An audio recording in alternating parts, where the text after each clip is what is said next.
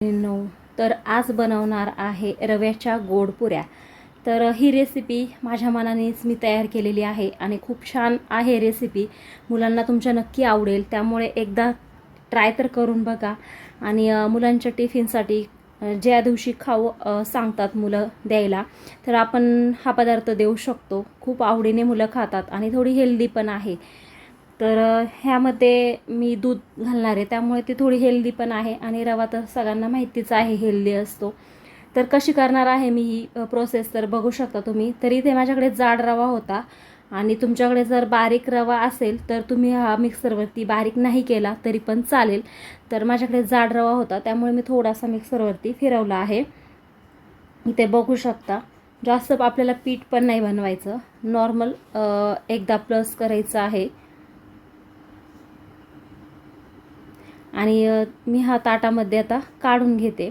आणि बारीक रवा असेल तर दुधामध्ये छान मिक्स होऊन जातो, पण थोडा जाड रवा असल्यामुळे मला तो मिक्सरवरती करावा लागला आणि ह्या पद्धतीत मी करून घेतला आहे। आता इथे मी जास्त घ्यायला काही लागत नाही वस्तू किंवा जिन्नस आपण म्हणू शकतो। तर खूप थोड्या ह्याच्यामध्ये हा पदार्थ होऊन जातो आणि खूप टेस्टी लागतात ह्या पुऱ्या। तर इथे मी थोडंसं मीठ घातले चवीनुसार, आणि कुठल्याही गोडाच्या पदार्थामध्ये थोडंसं मीठ टाकल्यावर त्याची चव अजून चांगली होते। त्यानंतर इथे मी आता दूध घेतले, म्हशीचं गाईचं कुठलंही घेऊ शकता तुम्ही, जे आपल्या घरात असतं ते। तर हे म्हशीचं दूध आहे आणि हे मी छान आता मिक्स करून घेते। आणि अजिबात पाण्याचा वापर करायचा नाही, पूर्ण हा रवा आपल्याला दुधामध्येच छान मळून घ्यायचा आहे। एकदम गुलाबजामसारखी टेस्ट येते, एकदा नक्की ट्राय करा। आणि इथे तुम्ही बघू शकता, आता मी छान असं त्याला मळून घेते हाताने। आणि हे आपल्याला पीठ भिजून द्यायचं आहे, लगेच असं बनवायला घ्यायचं नाही। तर जेवढं भिजेल तेवढं ते छान फुलतं। आणि जसं आपण गव्हाचं पीठ मळतो तसं नाही मळायचं, हे नॉर्मल मळायचं आहे, एक गोळा टाईप करायचा आहे आणि भिजून द्यायचं झाकून ठेवून। जेव्हा वेळ मिळेल तेव्हा तुम्ही हे करू शकता, किंवा सकाळी जर डब्याला बनवायचं असेल तर रात्री तुम्ही मळून ठेवू शकता। फक्त फ्रीजमध्ये नाही ठेवायचं, बाहेरच ठेवायचं आहे, रूम टेम्परेचरवरती, अजिबात खराब नाही होत।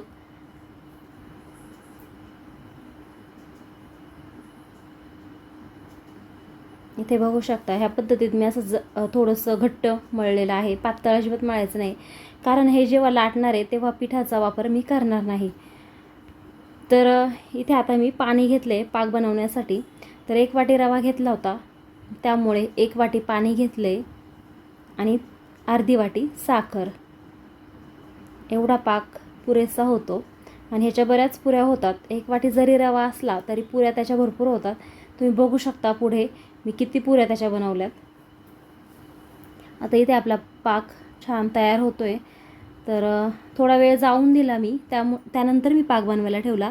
आता इथे पीठ आपलं रेडी आहे, छान भिजलेलं आहे। आणि मग आता मी छोटे छोटे गोळे करून ह्याच्या मी पुऱ्या लाटून घेणार आहे।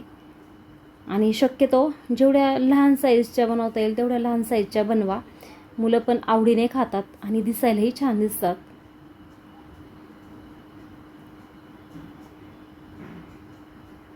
इथे बघू शकता, अजिबात पिठाचा वापर केला नाही मी, एकदम व्यवस्थित पीठ मळलं गेलं आहे। आणि जास्त पण मळलं नाही तरीसुद्धा दूध त्याच्यामध्ये असल्यामुळे त्याला पिठाचा वापर करावाच लागला नाही।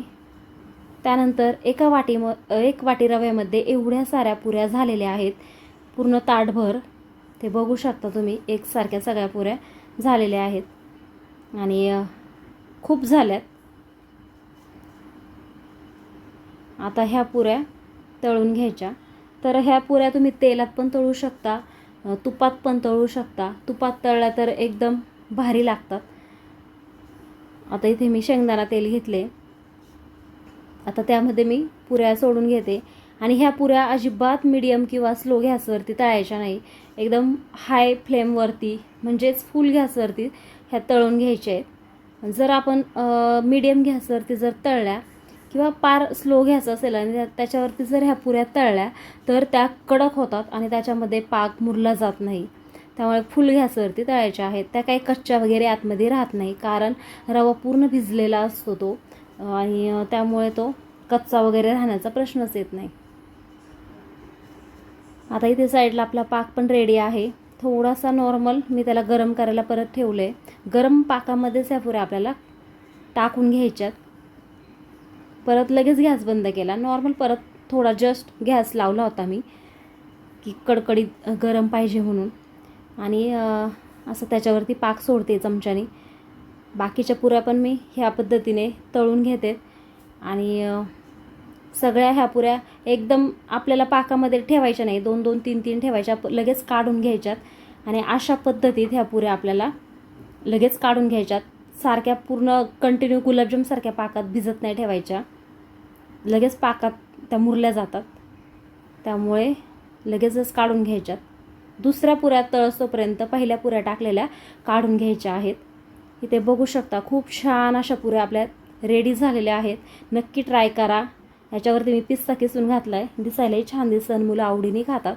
तर व्हिडिओ आवडला असेल तर चॅनलला सबस्क्राईब नक्की करा, लाईक करा, शेअर करा. धन्यवाद.